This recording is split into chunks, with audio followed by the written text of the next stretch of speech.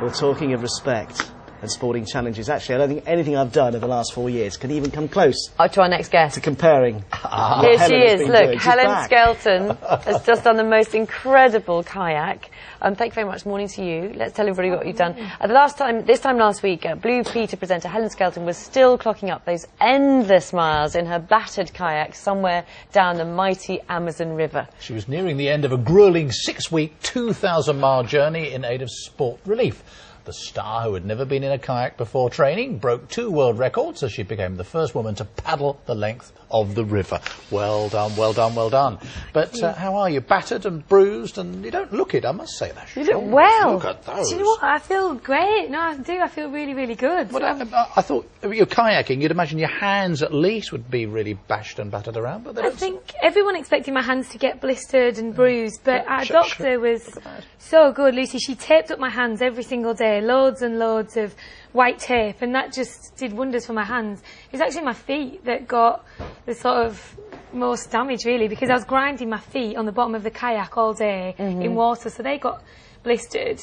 But no, I feel strong. Have you got new muscles that you never had before?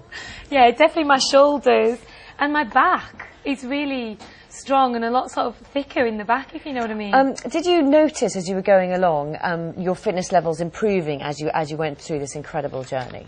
Definitely. The first 2 weeks were absolute torture. I was just so exhausted all the time. And we've got pictures here when you actually had heat exhaustion, didn't you? Oh yeah, that was a bit of a rough day. I think, the first 2 weeks I was just so tired and so hot and just found it really difficult to cope with the heat. So they gave me injections one day for to sort of get my...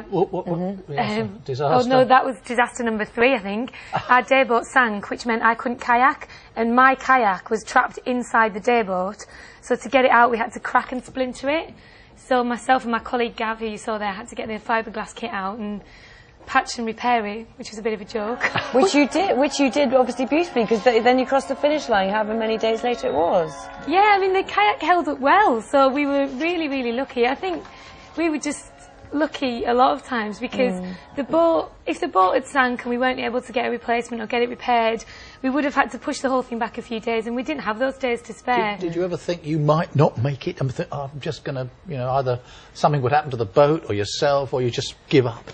I think when I got seasick, because I started to find the chop and the wash really difficult, when I got seasick, that's when I thought, I don't know how I'm going to do this, because when you're sitting in your kayak 14 hours a day and throwing up and... Sorry to talk about that breakfast.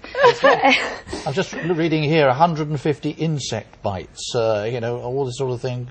2 injections in the backside for heat exhaustion. 320 litres of fluid drunk. I mean, there are lots of records set here by the sound of it. I think after the heat exhaustion, I got so stressed out about getting dehydrated that I was just drinking all the time. And the insect bites were annoying. They kept you awake at night, but... It was better than, caiman bite or blisters or anything like that. Most annoying when you get bitten around the head, because you start doing this. Oh. And, I mean, you've done this incredible thing. It's all for sport relief, isn't it? And we can see it on Blue Peter. If I was your mum, I'm thinking, what's she going to do next? Is she going to ban you? The first thing my mum said to me at the airport yesterday was, 5 years, that's it. You can do something in 5 years. 5 years? But, yeah, I think she knows what I'm like. I need something to get my teeth into, so she'll...